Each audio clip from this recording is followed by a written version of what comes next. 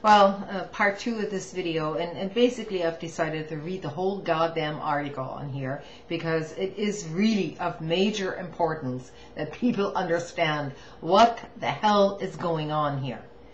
So, you know, if I'm violating copyright in any way, look, these videos are going to be taken down anyhow. But I think people need to understand what is going on. Okay, so part two.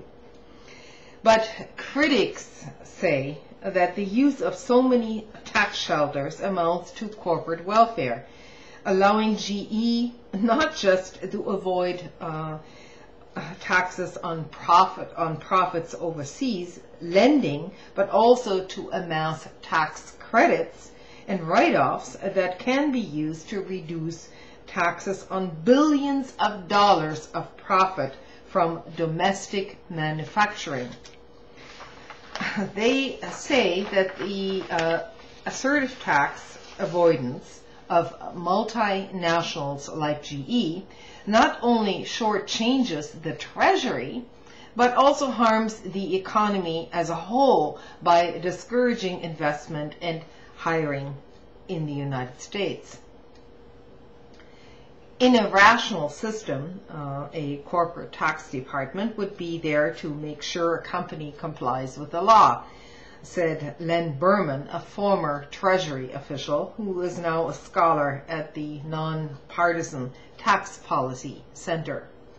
But in our system, there are corporations that view their tax departments as a profit center, and the effects on the public policy can be negative. Yeah, that's probably a bit of an understatement, I would add.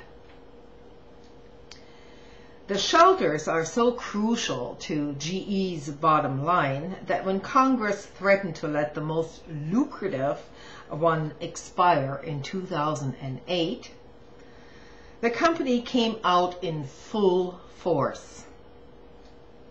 GE officials worked with dozens of financial companies to send letters to Congress and hired a bevy of outside lawyers and lobbyists.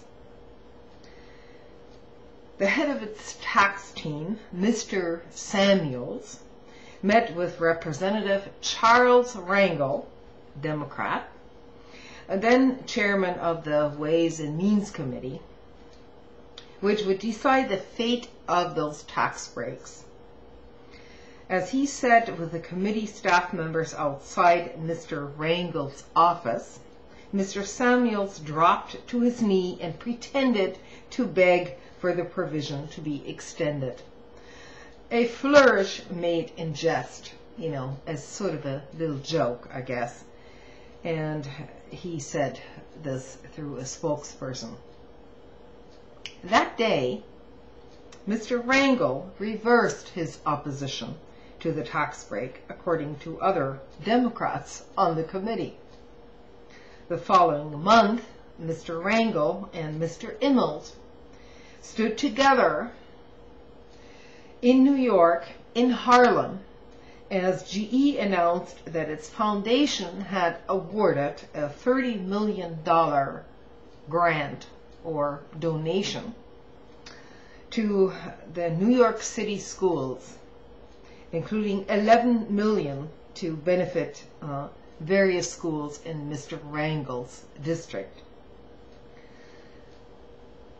This is all public information.